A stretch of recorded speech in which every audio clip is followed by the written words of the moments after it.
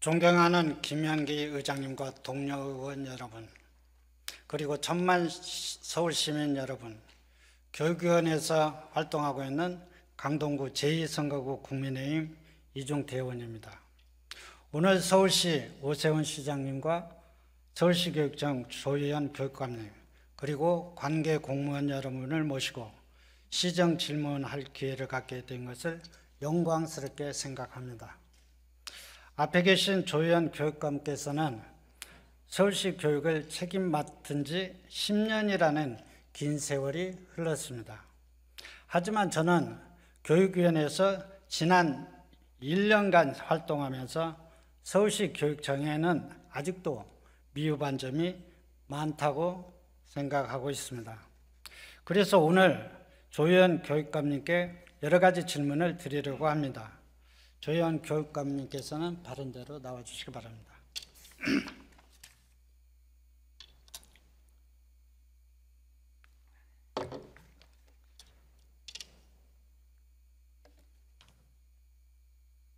네. 먼저 급격한 학생 수 감소에 따른 학교 설립 정책의 변화에 대해 교육감님께 질문하겠습니다. 자료 화면을 보면서 말씀드리겠습니다. 학생 수 감소가 가파르기 때문에 사회 문제가 한두 가지가 아닙니다. 우리 교육청에서도 학생 수가 줄면서 학교 규모가 작아지고 따라서 통폐합 문제가 갈수록 심각하다고 알고 있습니다. 자료 화면에서 보듯이 올해 서울의 초등학교 입학생 수가 처음으로 6만 명대에 머물렀습니다. 최근 언론 보도에 따르면 금년에 37만 7천 명인 초등학생 숫자가 내년에는 35만 6천 명, 2029년엔 23만 명 수준으로 감소한다고 합니다. 다음 화면을 봐주시겠습니까? 교육감님, 서울 교육을 책임진 분으로서 동아일보 기사와 같은 이런 교육 변화에 대해 어떤 생각을 가지고 있는지 궁금합니다. 서울의 경우 학생 수 감소 때문에 지금까지 초등학교 3개, 중학교 1개, 고등학교 1개가 문을 닫았습니다. 특히 금년에는 40년 전통을 가진 광진구 화양초등학교가 폐교되었습니다. 출산율이 0.79 시대입니다. 학교가 사라질 수밖에 없는 현실입니다. 서울시 교육청에서는 새로운 대안으로 서울형 분교 모델을 추진한다고 들었습니다. 교육감께서 어떤 내용인지 설명을 부탁드리겠습니다.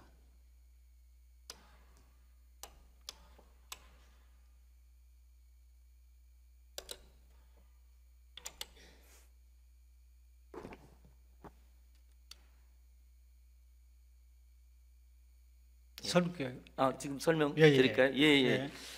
예, 죄송합니다. 지금 사실은 이제 뭐 거의 모든 의원님들이 지역에서 이렇게 대규모 재개발이나 이런 단지가 생기면 신설학교를 쉽게 설립할 수 있습니다만은 아까 지금 말씀하신 대로 학생 수가 급감하기 때문에 그 학부모들의 어떤 신설 요구와 또 그걸 또 행정으로 충족하기에는 거대한 지금 갭이 있습니다. 그래서 저희가 이제 그런 의원님들의 지적과 뭐 수차례 사실 지적을 하셔서 저희가 이제 좀 대안적인 모델을 만드는 겁니다. 그래서 일종의 농촌에는 많이 있는 도시형 분교, 저희가 이제 최근에는 도시형 캠퍼스 모델로 해서 말하자면 하나의 온 학교를 만들기는 학생 수가 부족하지만 인근의 학교에 일종의 분교 형태로 해서 학생들이 근거리에서 교육받을 수 있는 정말 새로운 학교 모델을 만든다는 자세로 지금 저희가 그동안 프로젝트를 했습니다. 네, 저출산 영향으로 정규 학교를 지금 설립하기는 참 어려운 현실이죠. 네.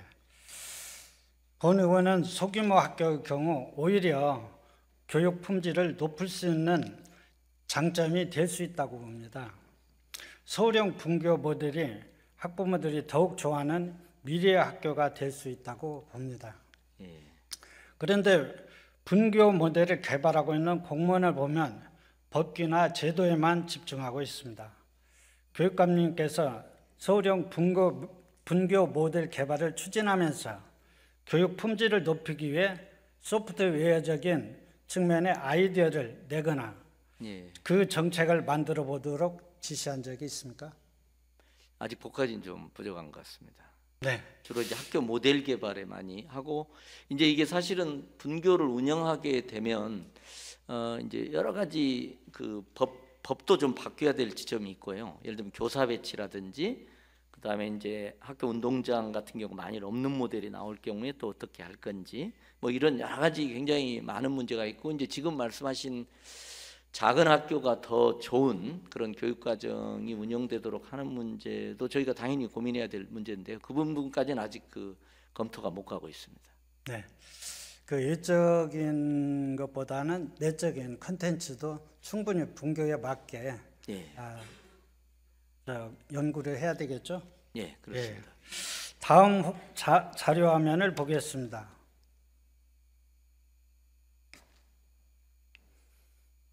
학교 설립 유형에 대한 내용인데요. 자료에 보면 여러 가지 유형의 분교 모델이 있습니다. 그 중에서 가장 자연스럽게 추진할 수 있는 유형이 미니 학교 유형이라고 전해드렸습니다. 제 지역구인 강동구 고덕 강일지구에 12단지가 개발되고 있는데 초등학교 설립을 요구하는 주민들이 민원이 많았습니다. 교육감께서도 익히 알고 계시죠? 예, 그렇습니다. 예. 네. 이 지역에서 초등학교 설립 문제로 여러 차례 주민 간담회를 가졌고 서울시교육청 책임자가 간담회에 참석하여 그렇습니다. 의견도 내기도 했습니다. 이제까지 진행된 내용을 종합하면 강동구 고덕 강일지구의 경우 미니학교 유형에 적합한 곳인 것 같습니다. 서울시 교육청 주무부서도 의견을 같이 하고 있습니다.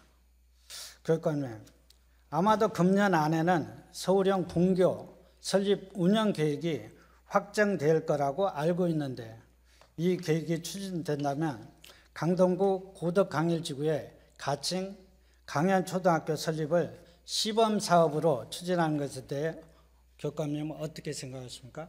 예, 저희도 지금 이제 도시형 캠퍼스 모델 분교를 할 때는 몇 개 모델이 좀 나와야 될 것 같습니다. 그래서 저희들도 지금 말씀하신 고덕 강일 3지구 부분에 대해서 모델을 한번 만드는 생각으로 지금 접근하고 있습니다. 네.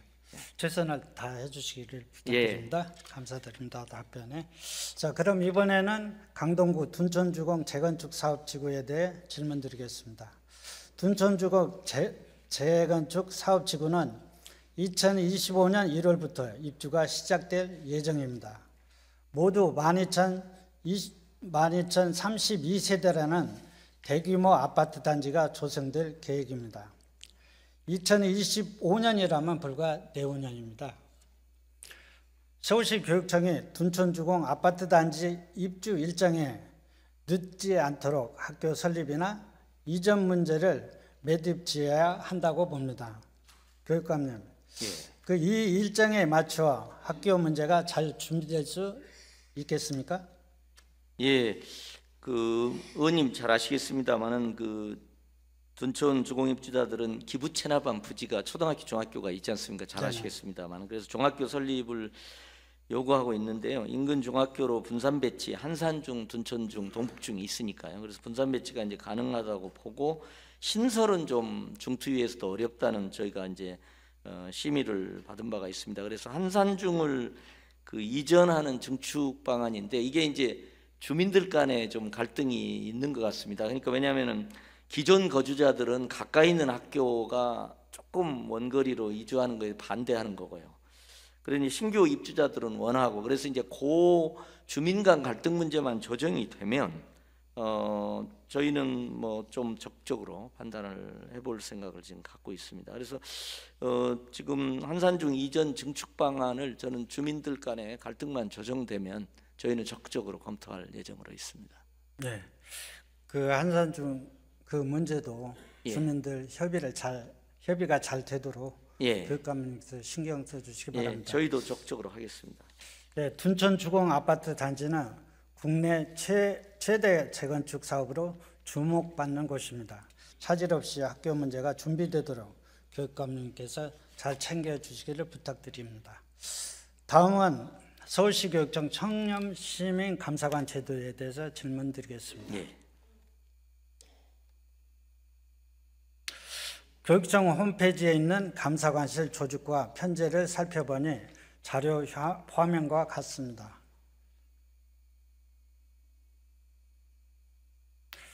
정규직 공무원으로 구성된 5개의 감사팀이 있습니다. 그리고 비정규직 개방형으로 특별 채용한 시민감사관으로 구성된 공익제보팀이 있습니다. 시민감사관으로 구성된 공익제보팀은 상근 감사관 3명, 공무원 3명은 위촉직 청렴 시민감사관 36명을 거느리고 있고 공익제보센터까지 관할하고 있습니다. 교육감님, 자료 화면을 보면 조직 규모도 공익제보팀이 정규직 감사팀보다 인원이 많고 업무 기능도 공익제보팀이 정규직 감사팀보다 더 큰 것 같습니다. 저는 그렇게 분석했는데 교육감님도 동의하시는지 모르겠습니다. 제가 볼 때는 저기 38명하고 6명으로 아마 조금 비교를 하셔야 될 것 같습니다. 규모가 비슷한 건 전혀 아닌 것 같습니다. 토탈 40. 예, 아니 왜냐하면 상근 중심으로 판단해 주시는 게 좋을 것 같습니다. 그러니까 왜냐하면 비상근은 그때그때마다 학교 감사 인력이 부족해서 감사할 때만 결합하는 비상근이기 때문에. 그래도 감사 나갈 때는 전체적으로 다 나가지 않습니까? 예, 결합해서 팀을 구성해서 나가죠. 그래서 저는 토탈로 42명으로 지금 예, 근데 이제 있습니다. 공간으로 보면 6명만 있는 겁니다, 사실은. 예. 예, 정규직으로 된 5개 감사팀은 감사를 나가는 기능만 합니다.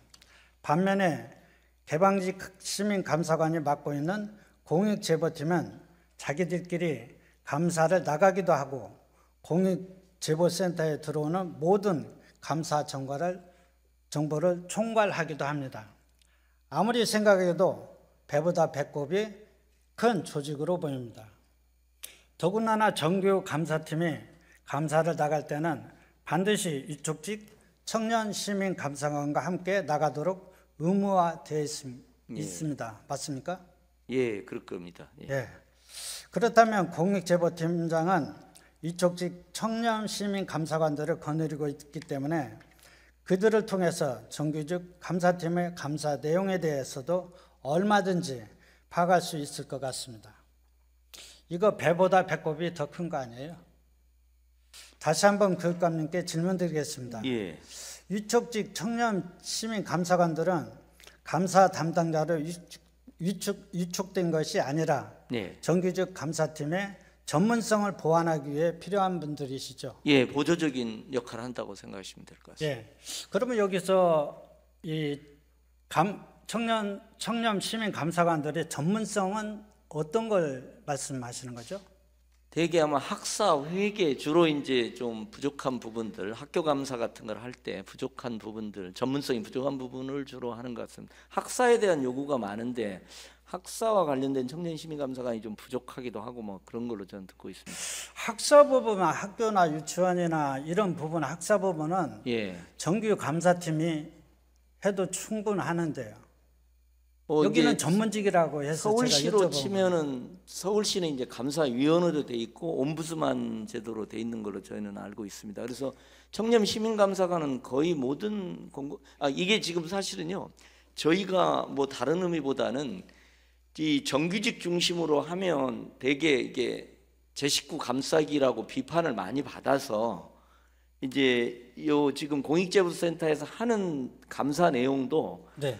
해봐야 욕먹을 게 거의 분명한 사안들이 굉장히 많습니다. 왜냐하면은 말하자면 친구 감사관이 네, 알겠습니다. 감사를 나가는 시기 되기 때문에 예. 그런 면을 방어하기 위해서 사실은 만들어진 걸로 저는 이해를 하고 있습니다. 네.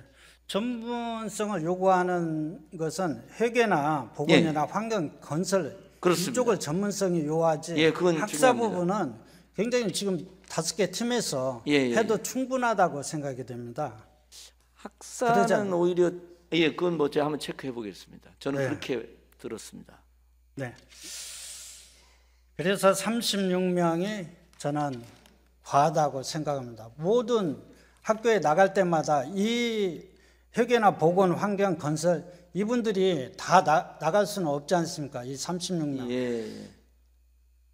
저는 청년 시민 감사관들이 모두 예. 이렇게 전문성을 가져야 된다고 생각하기 때문에 저는 그건 100% 동의합니다. 예.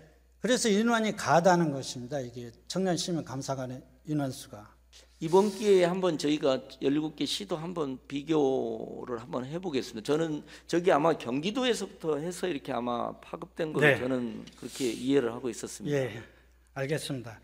공공감사에 관한 법률 제27조에 따라 외부 전문가가 참여시키기 위해 위촉직 예. 청년 시민 감사관 36명을 운영하는 게 맞죠? 예, 그렇습니다.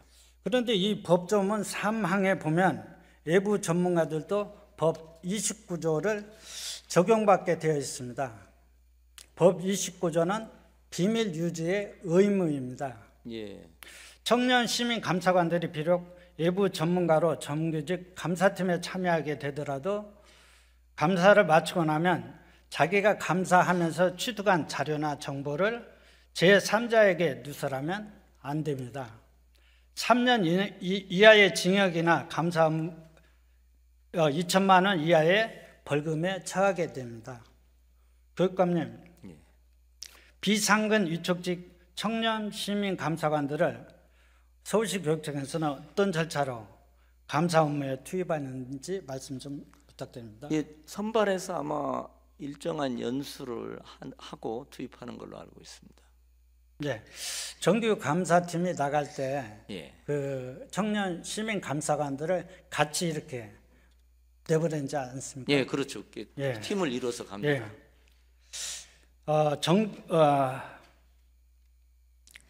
본 의원이 알기로는 정규 감사팀이 5개가 있는데 정규직 감사팀이 감사를 나갈 때 되면 반드시 위촉직 청년 시민 감사관 3명 정도 함께 나가도록 알고 있습니다. 예.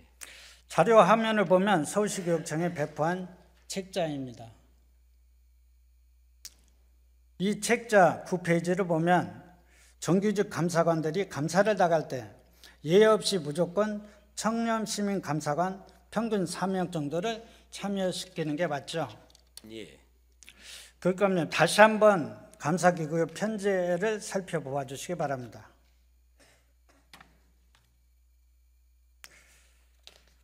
공익제보팀장을 맡고 있는 개방직 상근 감사관의 경우 서울시 교육청에서 이루어지는 모든 감사 활동을 모니터링할 수 있는 구조입니다.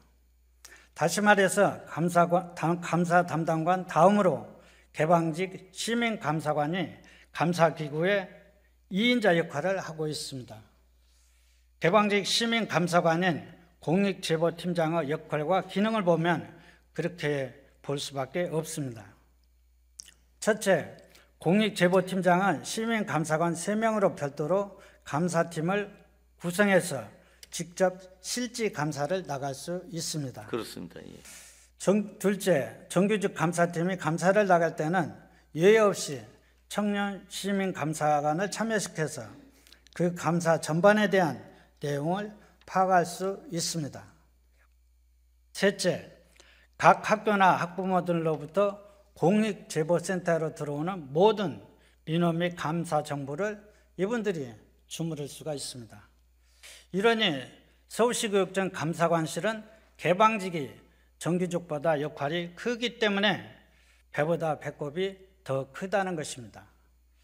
교육감께서 동의하시든 안 하시든 예. 오늘 시정 질문을 지켜보는 서울시의회 동료 의원님과 1000만 서울시민이 배보다 배꼽이 더 크다고 생각하실 것 같습니다. 교육감님, 위촉직 청년 시민 감사관 36명은 예. 자기 스스로 감사 담당자의 자격이 없습니다. 다만 외부 전문가로 정규직 감사팀과 함께 감사를 나가게 되면 한시적으로 감사 담당관의 역할을 하게 됩니다. 예. 맞죠? 예. 예. 여기서 한 가지 더 질문 드리겠습니다. 외부 전문가로 감사에 참여한 청년 시민 감사관들이 감사를 마치고 복귀하면 본 감사팀의 감사 결과 보고서와는 달리 개인마다 활동 보고서를 작성한다는 사실을 알고 계십니까? 예, 듣고 있습니다.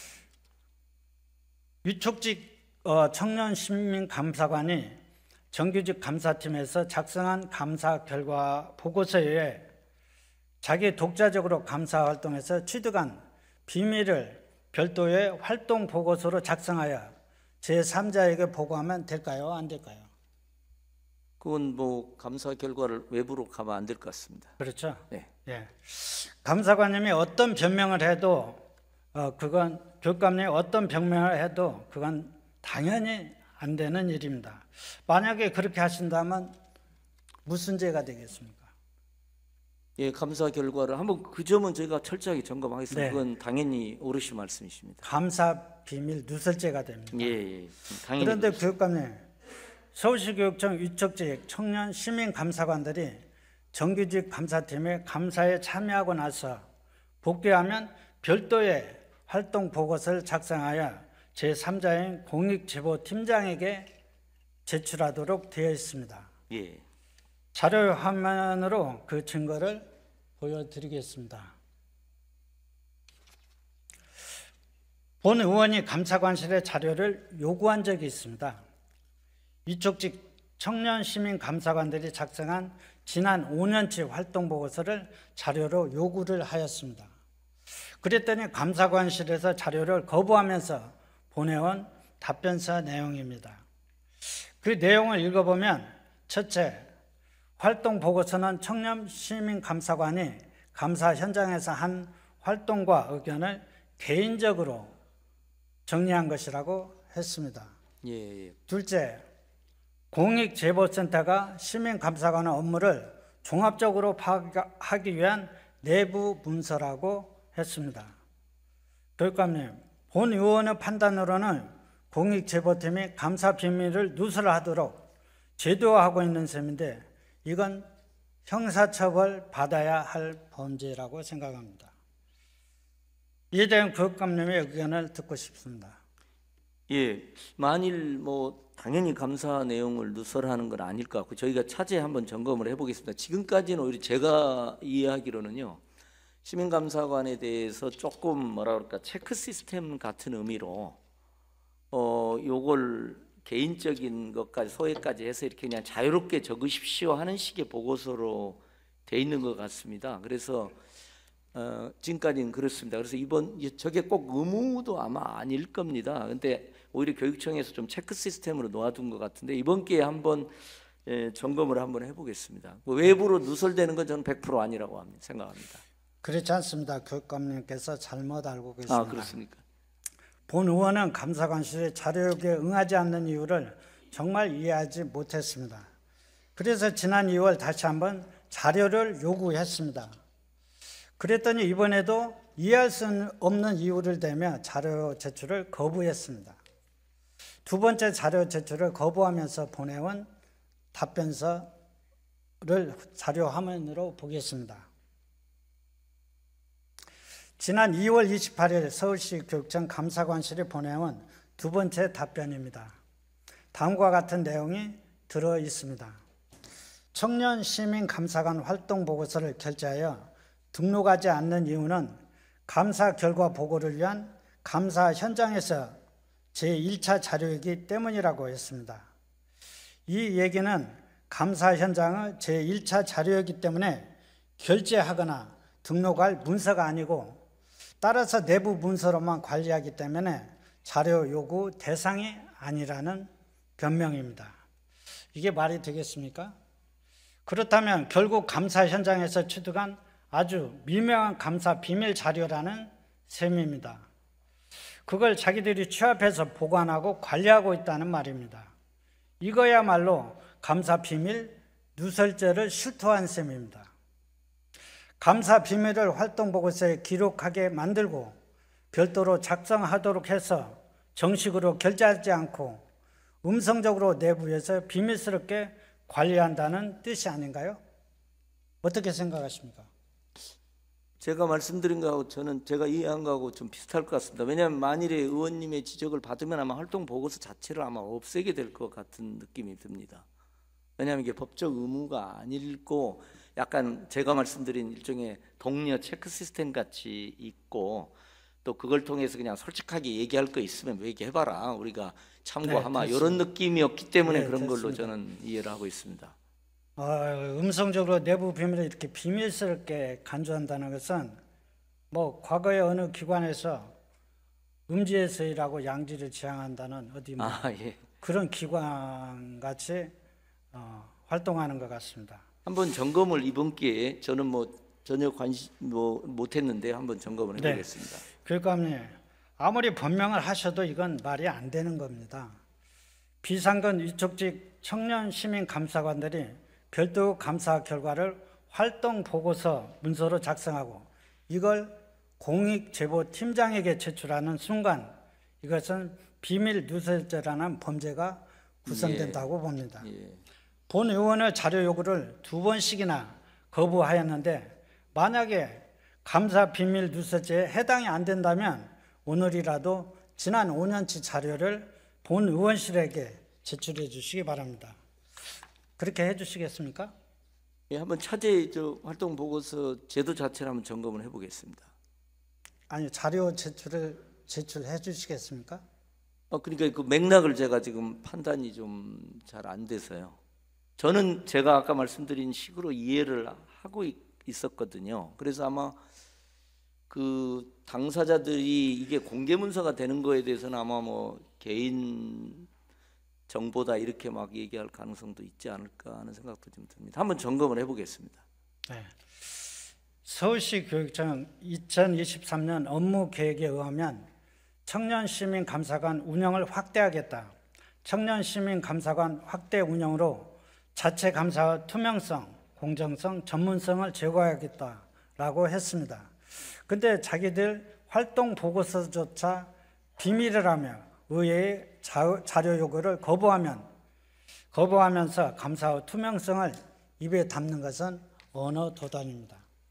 투명성은커녕 개방직 감사관들의 시민감사관이라는 미명하에 비밀집단, 교육과목 홍위병, 서울시 교육청의 국정원 역할을 한다는 소문이 공공연히 떠돌고 있습니다. 본 의원은 청년 시민감사관 제도가 전문성과 무관하고 투명성과도 무관한 조직이라고 봅니다. 이런 조직은 축소하거나 폐지해야 한다고 봅니다. 적어도 공익제보센터장만큼은 정규직 공무원으로 보직을 해서 조직의 안정성을 기해야 한다고 봅니다.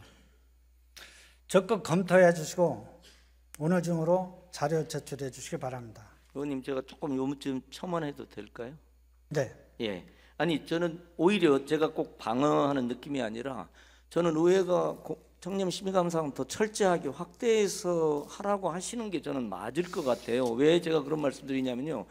이거 지금 감사받는 학교 현장에서는 제도를 폐지해 주기를, 왜냐하면은 감사관, 이 공무원 감사관이 가면 친구잖아요, 다들. 네, 됐습니다. 그래서 오히려 오지 않기를 바랍니다, 정말로. 네, 됐습니다. 그러면 친구가 감사를 오는 게 좋잖아요. 일반계 고등학교에 대해 질문하겠습니다. 예. 먼저 자료 화면을 보겠습니다. 자료로 보니 서울시 고등학교 학생 20만 7,388명 중에 일반고가 차지하는 비율이 71%입니다. 그런데 일반고의 경우 제한적 선택권을 주기는 하지만 결국 추첨에 의해 교육감님이 학교를 배정하고 있습니다. 예, 마지막 장. 일반계 고등학교는 추첨에 의해 학교를 배정하니까 그 학교의 교육 품질에 대한 책무성이 교육감님에 있다고 봅니다. 그래서 교육감님도 일반계 고등학교에 대한 관심이 지대한 걸로 알고 있습니다. 교육감님께서 2014년 처음 당선되자마자 일반고 전성시대라는 캐치프레이즈를 내걸고 일반계 고등학교를 살리기 위한 많은 노력을 기울인 것으로 알고 있습니다. 자료 화면을 보면 잘 나타나 있습니다. 그동안 3번이나 당선되셨고 거의 10년 가까이 서울 교육을 맡아오셨는데 일반고 살리기 정책이 성과가 있었습니까? 스스로 교육감님 어떻게 평가하십니까? 예, 제가 사실은 특성화고를 지원하는 고졸 전성시대하고 일반고 전성시대가 가장 핵심 두 축인데요. 뭐 제가 거의 10년이 지냈는데도 지금 고교 서열화는 여전히 뭐 강고하게 있습니다. 제가 뭐 성취를 못했습니다. 제가 교육감님을 보면 그 키워드가 공정과 다양성이라는 예, 키워드가 생각이 납니다. 그렇습니다. 예. 일반적으로 이게 그 특목고나 자사고를 폐지하면서 꼭 이렇게 일반계 고등학교를 그렇게 해야 되는지 의문이 예, 듭니다. 그건 뭐 쟁점이 있습니다. 예. 교육감께서는 수월성보다는 평등 교육이 중요하다는 철학을 가지고 계신 걸로 알고 있습니다. 그래서 자사고나 특목고를 폐지해야 학교 서열이 사라지고 평등 교육이 이루어진다고 주장해 오셨습니다. 지금도 같은 생각입니까? 예, 뭐 그 점 그렇게 생각하고 있습니다. 네, 교육감님은 교육 철학대로라면 일반계 고등학교 사이에 서열이 있으면 되겠습니까? 안 되겠습니까? 예, 뭐 서열이 없는 사회는 없을 것 같습니다. 서열이 최소화된 사회를 저는 그래서 수직 서열화해서 수평적 다양성의 고교 체제로 가야 된다. 저는 그렇게 교육감님 표현을 쓰고 철학대로 있습니다. 하면은 예, 서열이 절대 있어서는 안 되겠죠. 예, 노력은 합니다. 만약에 일반계 고등학교 간에 서열이 존재한다면 자사고나 특목고를 없애야 한다는 교육감님의 주장도 공허한 주장일 뿐입니다. 그런데 서울의 일반계 고등학교가 212개이고 일반계 고등학교 다니는 학생이 전체 학생의 71%나 됩니다.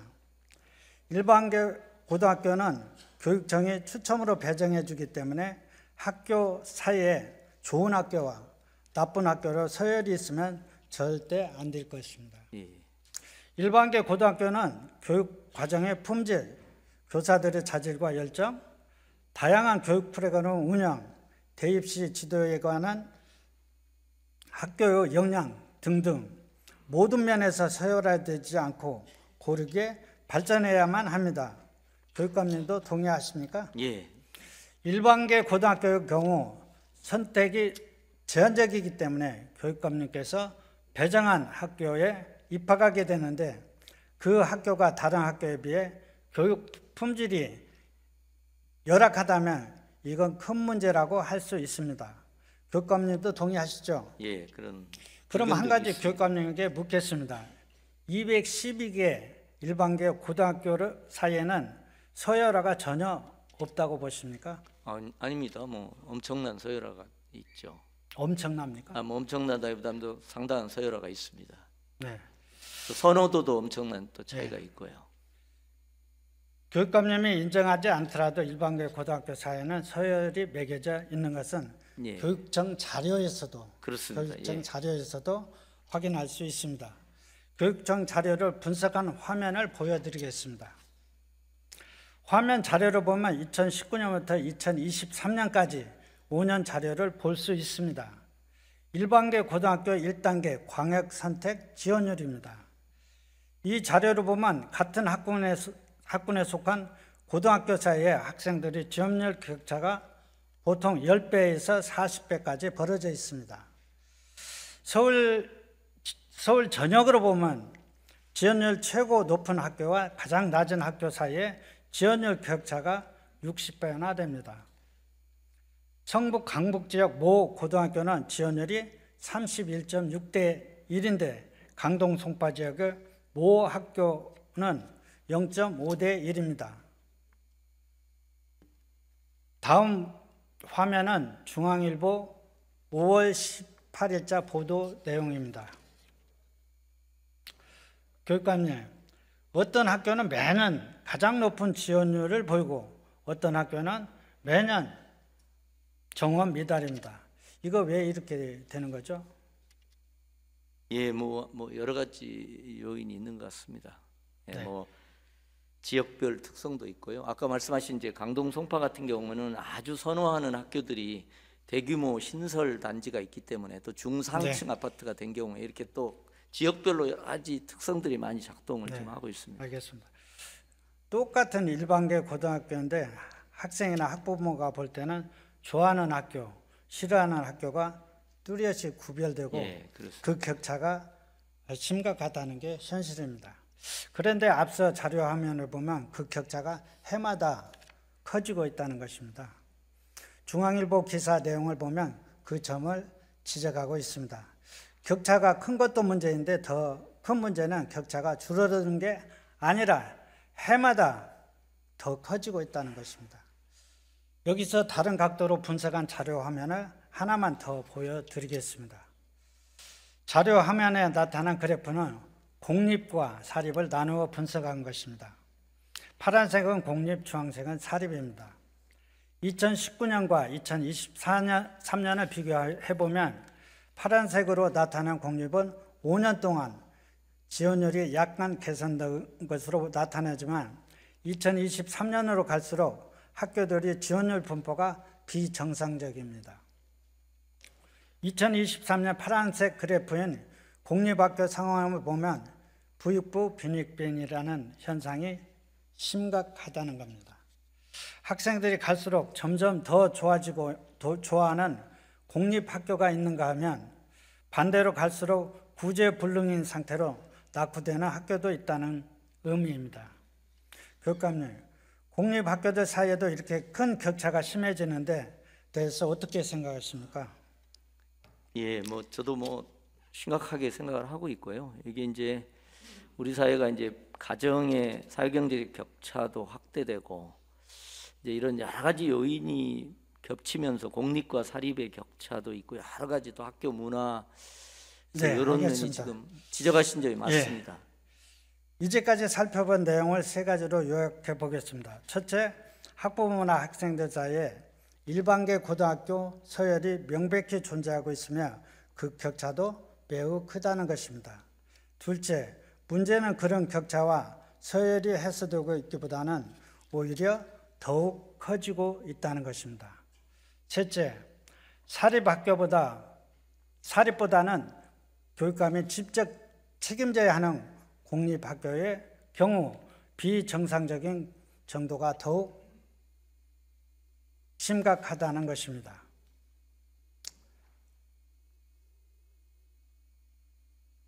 교육감님 수고하셨습니다. 들어가셔도 좋습니다.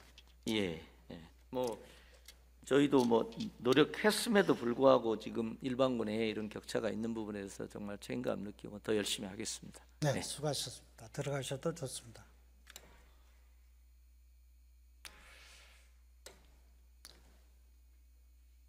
존경하는 천만 서울시민 여러분, 그리고 오늘 시정 질문을 답변해 수고했은 조희연 교육감님.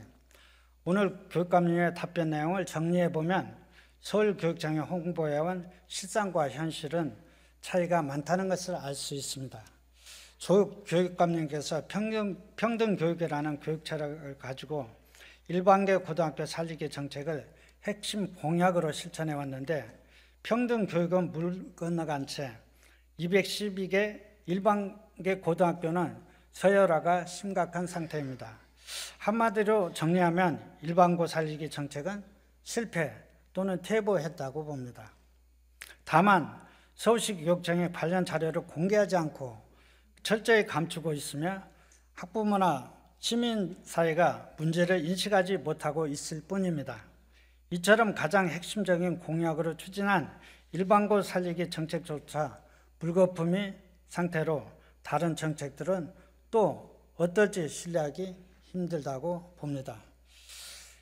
교육정책이란 측면에서 투명성과 공정성이 개선된 것인지도 의문이 많습니다. 앞서 살펴본 대로 교육청의 감사조직은 개방직 담당관이 개방직 공익제보센터장을 거느리고 수십 명의 시민 감사관을 앞세워 정규직 감사팀을 감사할 수 있는 체제로 운영되고 있습니다. 왜 이렇게 비정상적인 구조로 감사기구를 필요로 한지 이유를 저는 모르겠습니다. 결국 공무원들에 대한 조직 장악력을 높이기 위한 방책이라고 봅니다. 정규직 감사 조직을 신뢰하기보다 개방직 시민감사관을 더 신뢰하는 감사기구를 만들어 놓고 금년에는 이를 더욱 확대하겠다는 방침을 발표하였습니다. 본 의원은 조 교육감님께서 서울교육을 위해 눈에 띄는 성과를 낸 것이 없다고 생각합니다. 그럼에도 불구하고 시민들의 뜻을 반영한 서울시 의회의 여러 가지 정책적인 제안에 대해 반대 일변도로 나서는 태도를 이해하기 어렵습니다. 학력 향상 조례 문제나 학생 인권 조례 문제에 대해 대처하는 방식이나 태도를 보면 불필요하게 과다